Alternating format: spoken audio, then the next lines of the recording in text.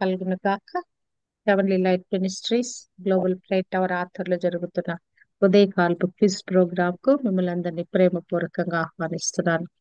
మరి ఈ యొక్క మార్చి నెలలో మరి 4వ క్విజ్ గా మనం చేసుకుంటున్నాము. జనవరి, ఫిబ్రవరి, మార్చ్ మరి 12వ క్విజ్ గా మనం చేసుకుంటున్నాము. ఈ దినము సంఖ్యాకాండము 22వ అధ్యాయం నుంచి 28వ అధ్యాయం వరకు మనము ధ్యానిస్తున్నాము.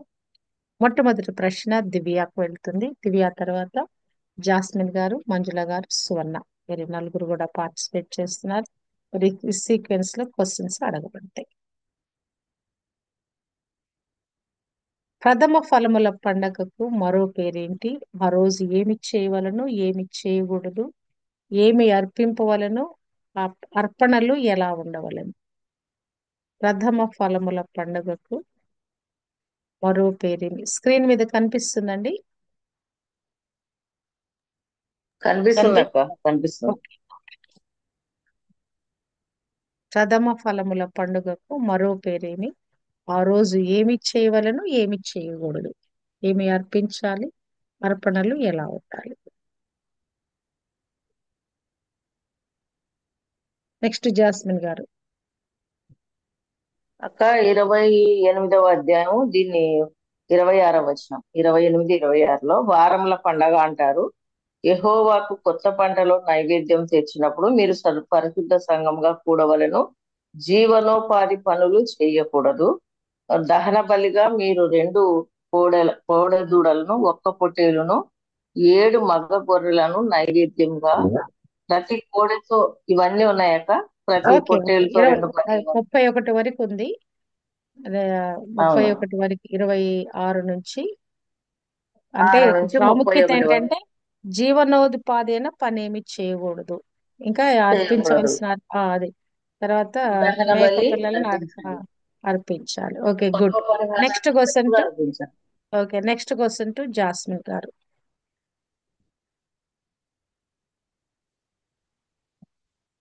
మిద్యానీయులు ఎటువంటి వారు? వారిని ఏమి చేయవలెను అని ఇక్కడ వాక్యం రాయబడింది.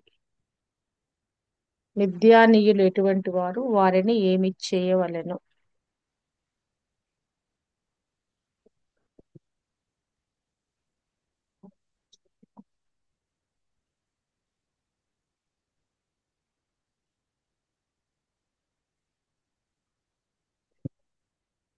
నెక్స్ట్ మంజుల గారు. అది పాస్ అంటూ మంజుల గారు. మిద్యానీయులు ఎటువంటి వారు?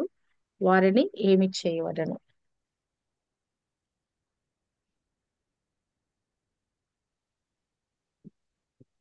సువర్ణ.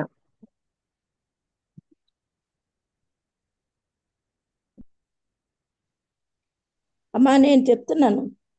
ఓకే, మంజుల గారు చెప్తున్నారు. అక్క నేనే చెప్తుంటా అక్క.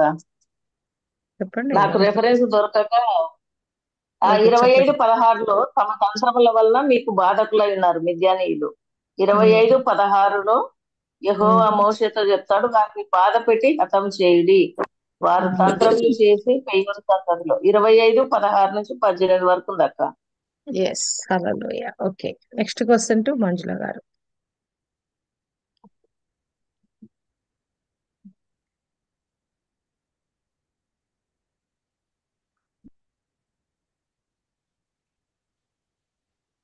నిన్ను ఘనపరచ సమర్థుడను కానా అని ఎవరితో అన్నారు?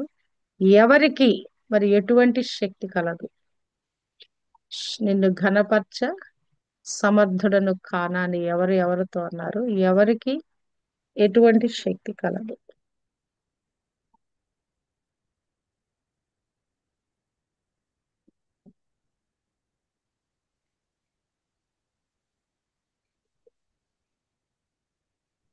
బిలాముతోటి బాలాకు అంటాడు. Okay, reference.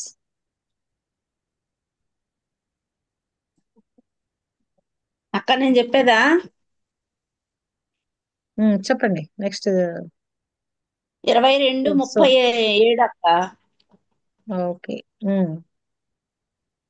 నేను నీ యొద్దకు దూతలను పంపియుంటిని గదా, నా యొద్దకు నీవేళ రాకపోతివి, నిన్ను ఘనపరచు సమర్థుడను కానా అనెను.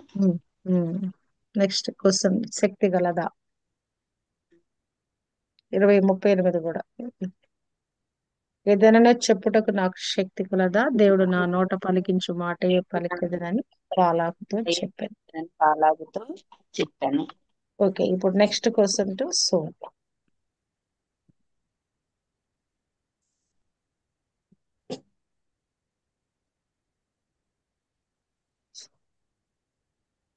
దేవుడు మోషే ఇస్రాయేల్ సమాజం గురించి ఏమని దేవుని వేడుకున్నాడు? దేవుడు ఏమి చేయమని చెప్పాడు? ఇక్కడ ఒక సందర్భంలో వేడుకుంటా ఉన్నాడు. మరి అక్కడ తనకు చిన్న క్లూ కూడా ఉంది. యెహోషువ ఎటువంటి వాడు? ఇశ్రాయేలు సర్వ సమాజం యెహోషువ మాట వినన్నట్లుగా మోషే ఏం చేశాడు?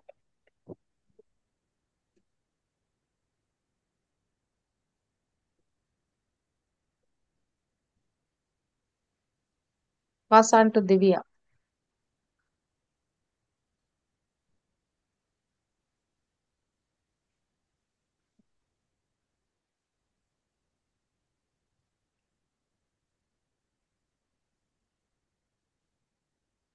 జాస్మిన్ గారు. అక్క 27లో సమాజము కాపర్లేని గొర్రెల వలె ఉండకుండానట్లు సమాజం మీద ఒకరిని నియమించుము అని మోషే అంటున్నాడు అక్క. వారికి నాయకుడుగా ఉండుటకు అని నూను కుమారుడైన యెహోషువ ఆత్మ పొందినవాడు, నీ ఘనతలో కొంత ఉంచుము, ఊరీము తీర్పు వలన ఎలియాజరు విచారింపవలను అని 27:16-15 నుంచి ఉందక్క. ఎలియాజర్ ఈడ ఇంకా మెయిన్ గా 22లో యెహోషువను తీసుకొని యాజకుడైన ఎలియాజరు ఎదుట సర్వ సమాజం ఇంకా ఎదుట ఇంకా ఇంకా అతన్ని అవసరం లేదు, అవసరం లేదు. దేవుడు చెప్పిన మాట, జరిగిన క్రియ కాదు, కానీ దేవుడు ఏం చెప్పాడు? అదే మోషే గొర్రెల మీద ఒకరిని నియమించుము అన్నాడు. అవును, కాపరి లేని గొర్రెలు ఉండకుండా ఉన్నట్లుగా యెహోవా అన్నారు సమస్త మనను మానవాత్మలకు దేవ, కాపరి లేని గొర్రెల వలె ఉండకుండా ఉన్నట్లు యెహోవా సమాజము.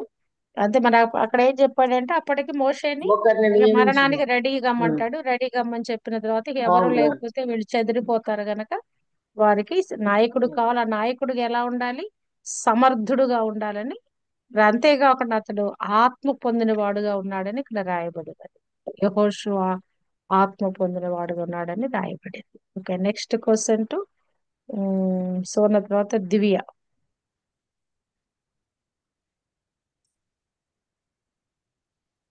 యాకోబులో ఏమి లేదు, ఏమి కలదు?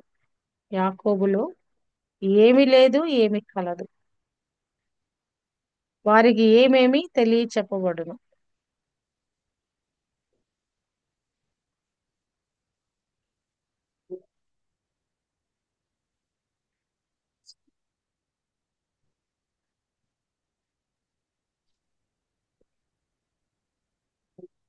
నెక్స్ట్ టు జాస్మిన్ గారు.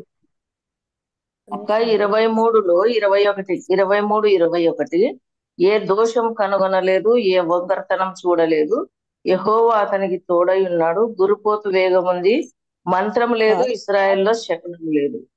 23 మంత్రం లేదు, శకునం లేదు. ఆయా కాలంలో యందు దేవుని కార్యములు యాకోబు వంశస్థులకు ఇశ్రాయేలులకు తెలియజెప్పబడను. 23 అక్క. Good good. Okay, next question to jasmine గారు.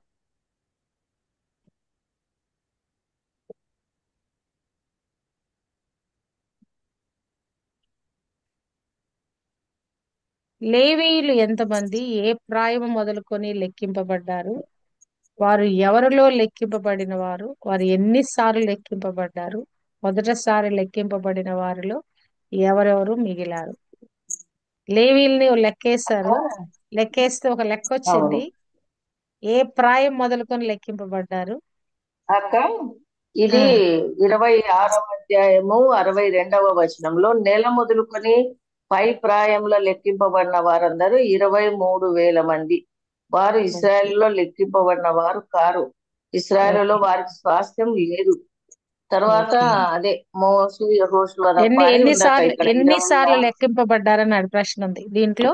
ఎన్నిసార్లు వాళ్ళు లెక్కింపబడ్డారు? ఒక 2 సార్లు ఉన్నాయి. ఒకటి సీనాయి అరణ్యం, ఇప్పుడు యోర్దాను, 2 ఉన్నాయి. Okay, good good. ఇంకో ప్రశ్న ఏం అడిగాను? ఎన్నిసార్లు అంటే ఎవరు లెక్కింపబడ్డారు? మిగిలినారంటే కాలేబు, ఎవరు మిగి ఆ, అదే కాలేబు లెక్కింపబడ్డ యెహోషువ అని. ఇవన్నీ ఓకే, కుమారుడైన 60 కాలేబు అదే యెహోషువ 65 కాలేబు ఒక్కడే. 65 యెహోషువ లో. అంటే 20 ఎస్. ఓకే, ఇప్పుడు 65 లో ప్రశ్న ఉందక్క మంజుల గారికి. ఇదంతా. Good good. మంజుల గారికి ప్రశ్న.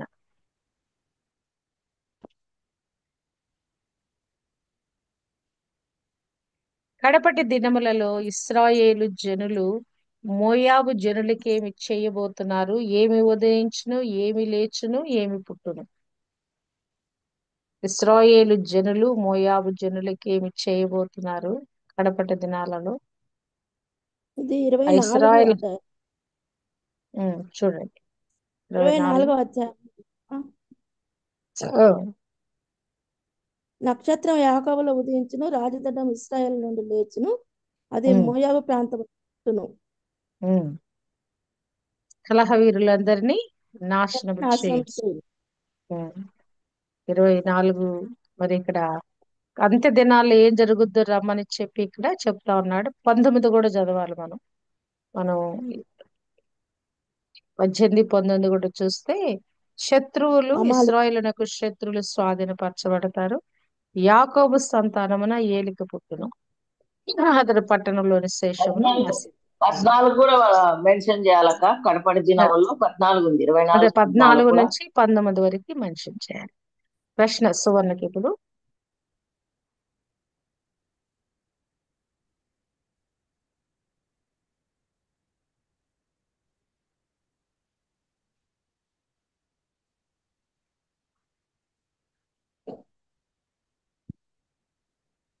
నిత్యమైన దహన బలి కాక ఎప్పుడెప్పుడు బలి అర్పించవలెను? నిత్యమైన దహన బలి కాక ఎప్పుడెప్పుడు దహన బలి అర్పింపవలెను? ప్రతిదినం కూడా దహన బలి అర్పిస్తారు. వాళ్ళకి అనుదిన నిత్యము కూడా దహన బలి అర్పిస్తూనే ఉంటారు. ఇది కాకుండా దహన బలిని ఆయా సందర్భాలలో అర్పించాలని దేవుని వాక్యం సెలవిస్తా ఉన్నది. నిత్యమైన దహన బలి కాక ఎప్పుడెప్పుడు దహన బలి అర్పింపవలెను?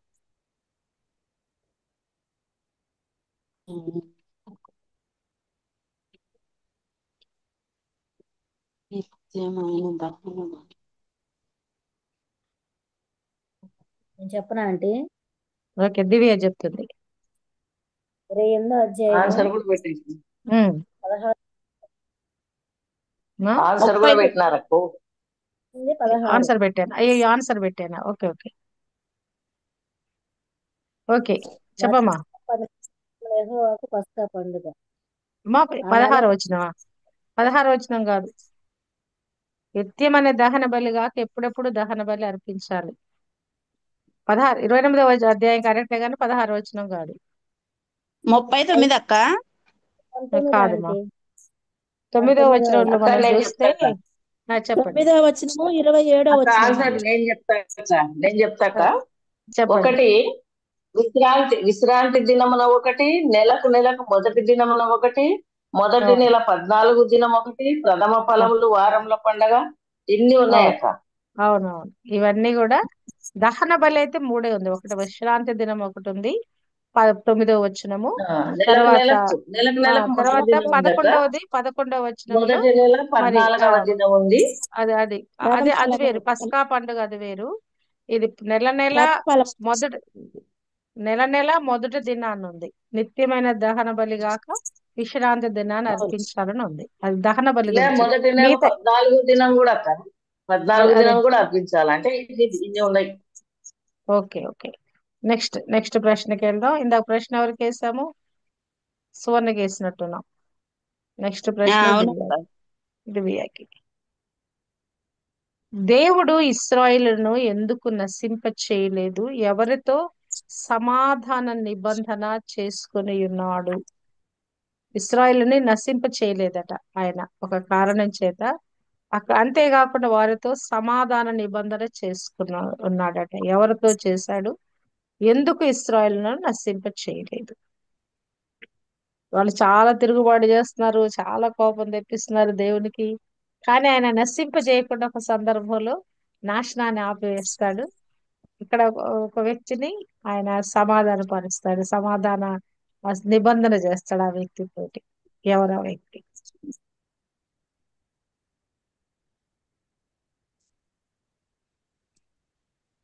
ఇవియా అంటే ఇప్పుడు ఎక్కడ 25 వచ్చి 4 అంటే ఏంటి చదువు? 25:4. అప్పుడు యెహోవా మోషేతో ఇట్లనెను, నీవు 25 ప్రజల కాదు, అధిపతుల కాదు కాదు, 25 కాదు, కాదక్క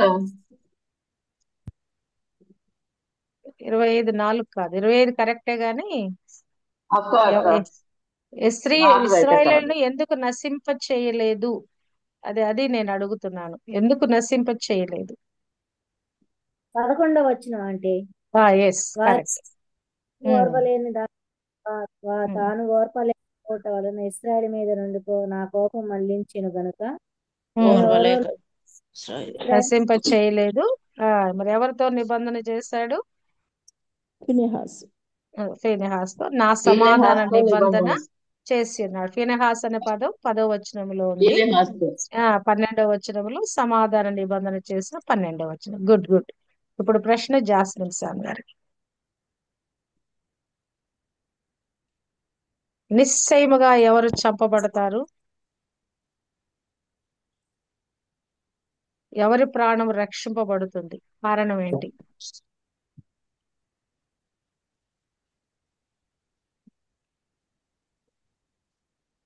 అక్క 26 అక్క 26లో సీనాయి కాదు అరణ్యంలో కాదు కాదు ఇశ్రాయేలు కాదు కాదు. నెక్స్ట్ 65 కదా, 26, 65. 22 మీరు చెప్పింది కాదు. నెక్స్ట్ ఎవరు? 26 కాదా? మంజుల ఓకే గారు. మంజుల గారు. ఆ అధ్యాయం కాదు. ఓకే. ఎవరు రక్షింపబడతారు? ఎవరి ప్రాణం రక్షింపబడుతుంది? ఎవరు చంపబడతారు? కారణం ఏంటి?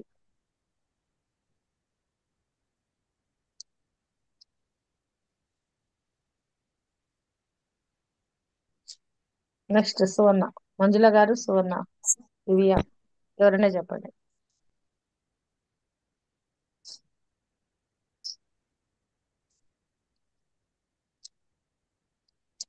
ఇక నేనే చెప్తాను. 22వ అధ్యాయంలో మరి ఇక్కడ దోత ఈ యొక్క గాడిద నెక్కి వెళుతున్నటువంటి బిలాముతో అక్కడ దూత మాట్లాడుతా ఉంది. ఆ గాడిద ముమ్మారు నన్ను చూచి నా ఎదుటి నుండి తొలగిపోయిను.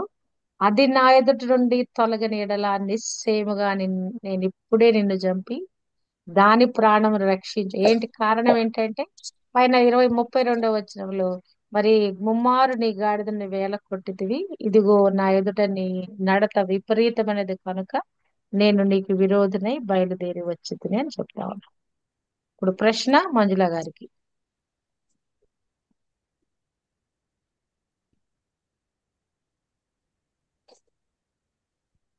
మోషే అహరోనుతో పాటుగా తన స్వజనుల్లో చేర్చబడతాడని దేవుడు అతనితో ఎందుకు సెలవిచ్చాడు? కారణం ఏంటి? స్వజనుల్లో చేర్చబడతావు బాబు అని చెప్తాడు. కారణం ఏంటి? ఇది 27:12 నుంచి ఉందమ్మా. చూడండి. యెహోవా మోషేతో ఇట్లను, నీవు ఈ అబారీము కొండ ఎక్కి నేను ఇశ్రాయేలుకు ఇచ్చిన దేశమును చూడుము. నీవు దాన్ని చూచిన తర్వాత నీ సహోదరుని అహరోను చేర్చబడినట్లు నీవును నీ సజ్జనులతో చేర్చబడు. ఏలయనగా సీను అరణ్యంలో సమాజం వాదించినప్పుడు ఆ నీళ్ల యొద్ద వారి కన్నుల ఎదుట నన్ను పరిశుద్ధపరచక నా మీద తిరగబడితిరి. అమ్మాయిని అందును బట్టి అక్కడ మరి ఆ మాటలన్నీ కూడా చెప్పబడుతున్నాయి. నువ్వు నీ స్వజనుల్లో చేర్చబడతావు. కారణం ఏంటంటే నీళ్లతో మాట్లాడమంటే వాళ్ళు ఏం చేశారంటే ఆ యొక్క బండను కొట్టారట. అదే బండతో మాట్లాడమంటే కొట్టినప్పుడు అహరోను కూడా ముందుగానే పిలిచేసుకొని అతనికి బదులుగా కుమారుడు ఏర్పరిచాడు. ఇక్కడ మోషేను కూడా మరి పిలిచేస్తా ఉన్నాడు. ఇక మీరు కనాను దేశానికి, వాగ్దాన దేశం వెళ్ళటానికి వీలు లేదు. అబ్బా చిన్న ఒక తప్పుకే వారిని కదా వెళ్ళనీయలేదు. మనం ఎన్ని తప్పులు చేస్తామో రోజులు ఇచ్చిన దగ్గర నుంచి. ప్రభు మన ఎట్లా సహిస్తున్నాడు. ఎట్లా భరిస్తున్నాడు ప్రభు కృతజ్ఞతాస్తుతులయ్యా. ఆ రోజుల్లో ఎంత శిక్ష కదా, వెంట వెంటనే శిక్ష, వెంట వెంటనే శిక్ష. ఓకే, నెక్స్ట్ క్వశ్చన్ టు ఎవరికండి ప్రశ్న? సువర్ణకక్క. సువర్ణ సువర్ణ. గారికి ప్రశ్న. దేవుడు ఎటువంటి వాడు? ఆయన ఏమని సెలవిచ్చాడు? అది ఎటువంటి మాట? దేవుడు ఎటువంటి వాడు? ఆయన నోట వచ్చే మాట ఏమని సెలవిచ్చాడు? ఆయన నోటి నుంచి వచ్చే మాట ఎటువంటి మాటగా ఉంటది? అక్క 23 అక్క, దేవుడు అబద్ధమాడుటకు ఆయన మానవుడు కాడు. 23:19. Good good good good. ఆయన పశ్చాత్తాపడుటకు పశ్చాత్తాపడు నరుడు ఆయన నరపుత్రుడు నరమాత్రుడు కాడు. ఆయన ఆయన మాట చెప్పి ఏంటంటే చేయకుండా చెప్పి చేయకుండా, మాట ఇచ్చి స్థాపించకుండా. ఎటువంటి మాట అంటే గనక మరి ఆ దీవించమని సెలవాయను, ఆయన దీవించను, దాన్ని నేను మార్చలేను. అది మార్చలేనటువంటి మాట. ఆయన మాట ఇస్తే అది తప్పనిసరిగా స్థాపించబడుతుంది, స్థిరపరచబడుతుంది. హల్లెలూయా. Next question to Divya.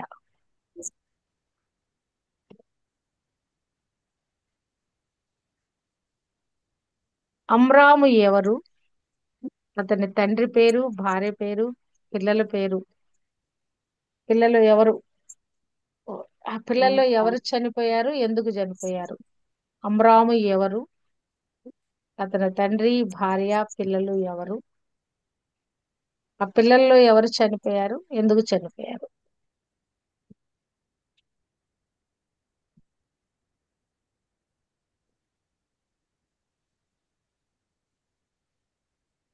Next jasmine గారు. అక్క 26:59. కహాతు అమ్రాను కనెను. అమ్రాము భార్య పేరు యోసబెతు. ఆమె లేవి కుమార్తె. ఐగుప్తులు ఆమె లేవికి పుట్టెను. అమ్రాము వలన అహరోనును మోషేను వీరి సహోదరి ఆగనా. మిర్యామును కనెను. Okay okay 26:59. Okay okay. కానీ మనకు కావాల్సింది ఏంటంటే ఆ ఎవరు పుట్టారు? కహాతు ఆ, అమ్రామును కనెను. ఓకే 59. ఓకే. అసలు ఏంటి అతను ఏంటి? అమ్రాము ఎవరు అంటే గనక అతను కూడా లేవీయుడు. అమ్రాము కూడా ఉమ్. లేవీయుడు. కహాతు అహరోను కుమారుడు కహాతు కహాతు. వంశం. కాబట్టి అహరోను కాదు, లేవి కుమారుడు కహాతు. కాబట్టి లేవీయుడు. ఫస్ట్ మాట లేవీయుడు. లేవి. తర్వాత వచ్చేసి నెక్స్ట్ ఏం అడిగాను? ఎవరు వారిలో ఎవరు చనిపోయారనే దానికి 61వ ఎవరు వచనంలో చనిపోయినారంటే నాదాబు అబీహులు అభియులు చనిపోయినారు. ఎందుకు అన్ని అగ్ని తెచ్చి చనిపోయారంటే యెహోవా సన్నిధికి అన్ని అన్యాగ్ని అగ్ని. తెచ్చినప్పుడు చనిపోయింది. Okay, next question to jasmine గారు. దేవుని ఆత్మ బిలాము మీదకు దిగిరాగా అతనేమని ప్రవచించెను? దేవుని ఆత్మ బిలాము మీదకు దిగిరాగా అతనేమని 24:2 దేవుని ఆత్మ అతని మీదికి వచ్చెను. 24:3 ఉంది. బేయేరు కుమారుడైన బిలాకు వచ్చిన దేవుడి కన్నుల వాటి యాకోబు నీ గుడారములు, ఇశ్రాయేలు నీ నివాసములు ఎంత రమ్యమైనవి. ఇదంతా ఉందక్క. నిజంగా అక్కడ చూస్తే ఆత్మ దిగి దేవుని పిల్లల గురించి అబ్బా ఇక్కడ రాయబడిన మాటలు అవి చదువుతా ఉంటే అసలు ఎంత అద్భుతంగా ఉందో కదా. మరి ఇశ్రాయేలు గురించి రాయబడిన మాటలు, మరి యాకోబు గురించి, ఇశ్రాయేలు గురించి, వారి ఎలాగుంటారని రాయబడిన మాటలు నిజంగానే ఇదే విధంగా అతని బొక్కెనల నుండి నీళ్లు కారుతాయట. అతని సంతతి బహుజలముల యొద్ద నివసిస్తుందట. అతని రాజ్యము అధికమవుద్దంట. మరి వారి వేగము గురుపోతు వంటి వేగం కలదంట. పోతు వేగం. శత్రులు శత్రులు భక్షిస్తారట, వారి ఎముకలు ఆడు విరుస్తారట, బాణములతో ఆడు గుచ్చుతారట. సింహం. మరి ఆడు సింహం వలె మరి వారు కృంగి పడుకుంటాడట కదా. నిన్ను దీవించేవాడు దీవించేవాడును. హల్లెలూయా కదా. అతను ఏమని ప్రవచించాడంటే ఇస్రాయేల్ గురించి శపించడానికి తీసుకొస్తే ఆయన ప్రవచనాలే పట్టేసి ఇలా దీవిస్తా ఉన్నాడు. హల్లెలూయా. నెక్స్ట్ క్వశ్చన్ టు మరి మంజుల గారు. ఇశ్రాయేలీలు దేని కొరకు జాగ్రత్త పడవలెను? నిత్యమైన దహన బలి రూపముగా ఏమి అర్పింపవలను? ఎప్పుడు అర్పింపవలను? దేని కొరకు జాగ్రత్త పడవలను? నిత్యమైన దహన బలి రూపముగా ఏమి అర్పింపవలను? ఎప్పుడు అర్పింపవలను? 28:2 నుంచి అమ్మ, నాకు సువాసన కలుగుటపై మీరు హోమ రూపములుగా నాకు అర్పించే ఆహారమును నియామక కాలమున నా యొద్దకు తెచ్చుటకు జాగ్రత్త పడవలను. ఎస్ ఎస్ హల్లెలూయా. నెక్స్ట్ నిత్యమైన దహన బలి రూపకముగా ప్రతిదినము నిర్దోషమైన ఏడాది ఏడాది రెండు మగ మగపట్ల అర్పించాలంటే ఎప్పుడు ఉదయం మందు ఉదయం అర్పించాలంట, సాయంకాలం మందు అర్పించాలంట. బా కదా, మనం కనీసం 2 సార్లు ప్రార్థన కూడా చేయట్లేదు. ఆ రోజుల్లో గొర్రె పిల్లని ఉదయం ప్రాతకాల సమయంలో అర్పిస్తున్నారు, సాయంకాలం నైవేద్య సమయంలో సూర్యాస్త సమయం ఆ సమయంలో కూడా అర్పిస్తా ఉన్నారు. దేవుడు మరి ఉదయ సాయంకాలంలో మనము స్తోత్రార్పణలు చేయాలని, బలులు నైవేద్యాలు అర్పించాలని దేవుడు కోరుకుంటున్నాడు. నెక్స్ట్ క్వశ్చన్ టు సువర్ణ.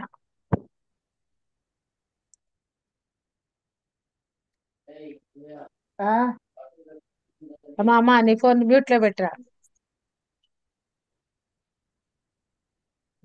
ఇశ్రాయేలీయుల మీద యెహోవాకు కోపము ఎందుకు రగులుకొనెను? అప్పుడు ఇశ్రాయేలీయులను ఏమి చేయవలెనని మోషేతో దేవుడు చెప్పాడు. చాలా కోపం వచ్చింది దేవునికి ఇశ్రాయేలీయుల మీద. ఇక ఆయన కోపం రగిలిపోయింది. అప్పుడు ఇశ్రాయేలుని ఎలాగ చేయాలని మోషేతో చెప్తాడు.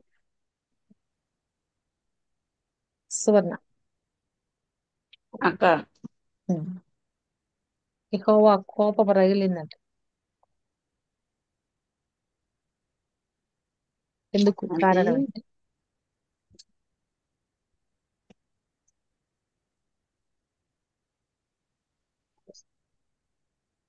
నేను అనుకున్నాను ఇది భలే ఉందో, ఎందుకు ఇలా ఇలా ఉందా అనుకున్నాను చదివిన. ఓకే, నెక్స్ట్ దివ్య. అంటే దేవునికి చాలా కోపం వచ్చిందంట, ఇశ్రాయేలుల మీద కోపం రగిలిందంట. కారణం ఏంటి? వాళ్ళు ఏం చేయాలని దేవుడు చెప్తాడు.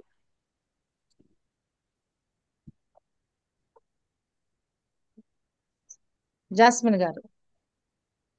అక్క 25:2లో ఇశ్రాయేలీయులు బయలుపేరుతో కలుసుకున్నందున షిత్తీములో దిగి ఉండిలా ప్రజలు మోయాబురాండ్రతో వ్యభిచారం చేయసాగిరి. బలులకు ప్రజలను పిలువగా భోజనం చేసి దేవతలకు నమస్కరించిరి. అప్పుడు యెహోవా కోపం రగులుకొనెను. 25:3 అప్పుడు మోషేతో ఇట్లను నువ్వు ప్రజల అధిపతులను సూర్యునికి ఎదురుగా ఉరి తీయమని చెప్పినాడు. చూడండి, ఆ దేవునికి ఎంత కోపం వచ్చిందో చూడండి. దేవునికి ఒకే ఒక విషయంలో ఏంటి ఆ కోపం? అది విగ్రహారాధన చేస్తేనే ఆయన కోపం వస్తుంది. మానవుడు చేసే ప్రతి తప్పుకి, ప్రతి బలహీనతకి పాప క్షమాపణ ఉంది. విగ్రహారాధన చేస్తే ఆయన కోపం తట్టుకోలేడు. పరిశుద్ధాత్మను దూషించే వాడికి పాప క్షమాపణ లేదు. నెక్స్ట్ క్వశ్చన్ టు దివ్య.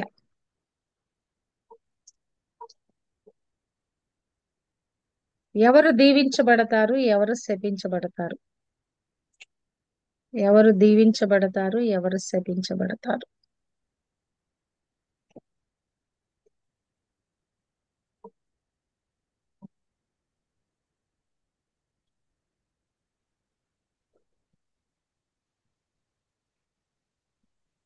ఇంకా 10 మినిట్స్ ఉందండి. ఎవరు దీవించబడతారు, ఎవరు శపించబడతారు? మంజుల గారు కాదు. 24 ఒకటక్క. ఇశ్రాయేలీయులు ఓకే అక్క ఓకే. సిరీస్ అడగండి అక్క, సిరీస్ అడగండి.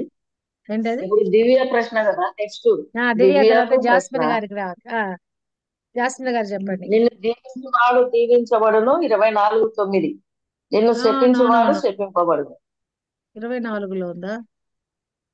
24:9 చూడండి. ఓకే, 22:6లో పెట్టుకున్నాను నేను. ఎవరు దీవించబడతారు, ఎవరు శపింపబడతారు అంటే 22:6లో పెట్టుకున్నాను. దీవింపబడును, నిన్ను శపించువాడు శపింపబడును. శపింపబడునని నేను అక్కడ కూడా ఉందన్నమాట. ఓకే 24:9 ఓకే, అది నేను చూడలేదండి. Okay, next question, easy question ఇది. ఎవరికండి ప్రశ్న?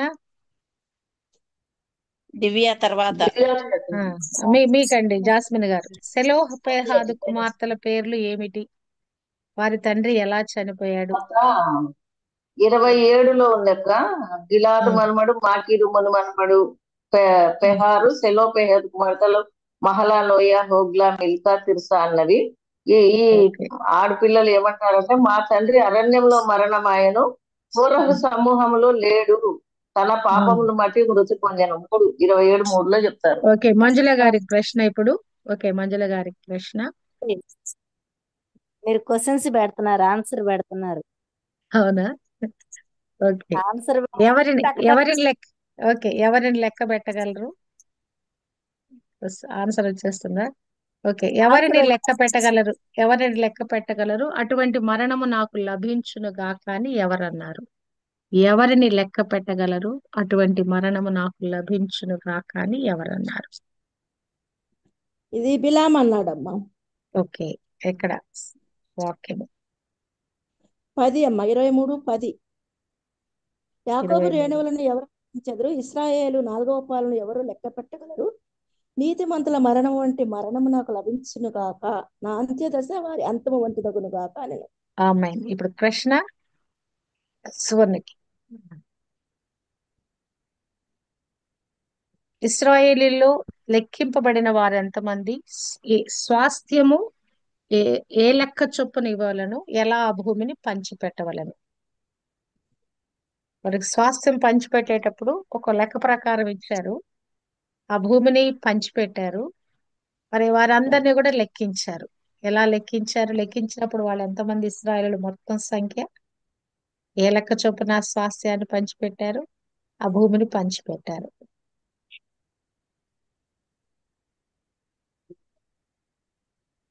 ఇశ్రాయేలీయుల స్వాస్థ్యం. నెక్స్ట్ దివ్య. టైం లేదు, ఒకవేళ కట్ అయిపోతే మళ్ళీ వాట్సాప్ కాల్లోకి వచ్చేయండి.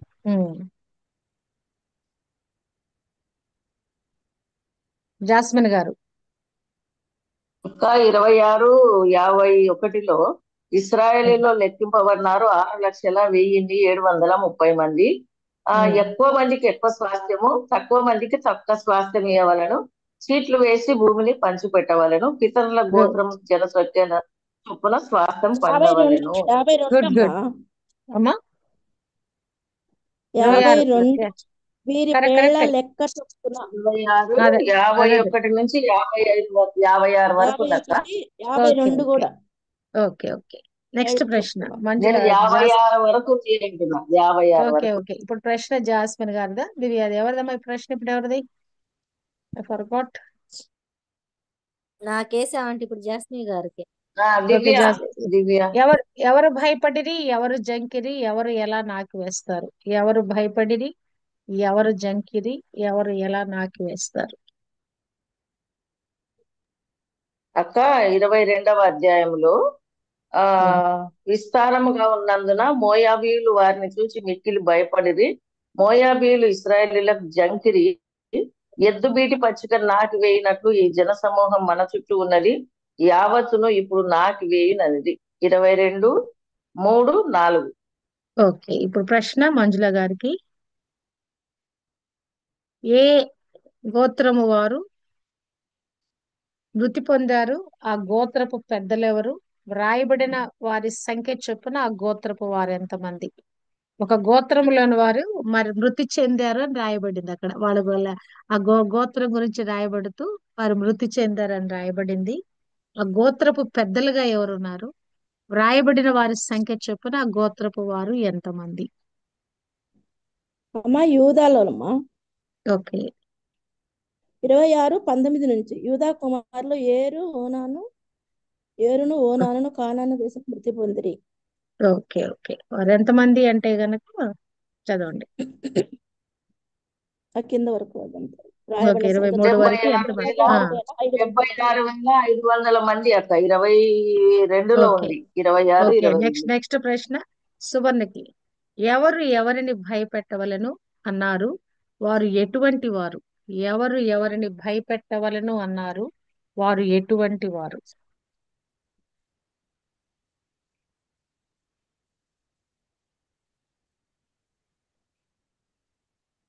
ఎవరు ఎవరిని భయపెట్టవలను అన్నారు? వారు ఎటువంటి వారు?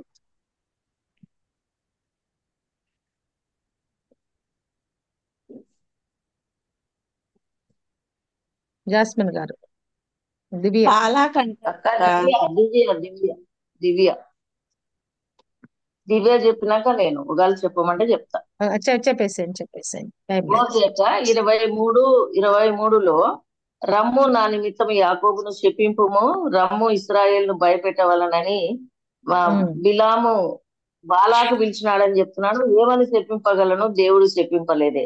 ఏమని భయపెట్టగలను? దేవుడు భయపెట్టలేదు. ఇది 23:7-8 వరకు తొమ్మిది ఉందంట. తొమ్మిది చదవండి, 9 చదవండి. అదే వారిని ఎలా, 9 వారు కట్టెల ఎటువంటి కట్టెల వారంటే శిఖరం నుండి అతని ఒంటిగా నిల్చును, జనములను లెక్కింపబడరు. ఇంకా యాకోబు రేణువులను ఎవరు లెక్కించెదరు? ఇశ్రాయేల్ 4వ పాలను ఎవరు లెక్క పెట్టగలరు? ఎవరు అది చూడండి అబ్బా, ఏమని భయపెట్టగలరు? కొండ దేవుడు భయపెట్టలేదే. అబ్బా నిజంగా ప్రజలని శపించమంటే దేవుడు అసలు ఆ శాపాలన్నీ ఆయన నోటి నుండా మరి అదే ఆశీర్వాదాలుగా మార్చబడింది. ఇప్పుడు ప్రశ్న మంజుల గారు కాదు, జాస్మిన్ గారికి ఎవరో చెప్పండి ప్రశ్నకు ఆన్సర్. ఎక్కడ ఉన్నప్పుడు జనసంఖ్య చేయుడని చెప్పబడెను, ఏ ప్రాయము కలవారు ఏ విధముగా వ్రాయించబడ్డారు?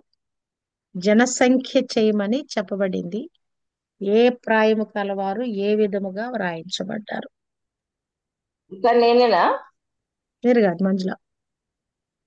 26లో ఉమ్, 26:2లో మీరు ఇశ్రాయేలీయుల సర్వ సమాజంలోను 20 ఏండ్లు మొదలుకొని పై ప్రాయము కలిగిన ఇశ్రాయేలీలో సేనగా బయలు వెళ్ళు వారందరినీ సంఖ్యను వారి వారి పితరుల కుటుంబమును బట్టి వ్రాయించుడి.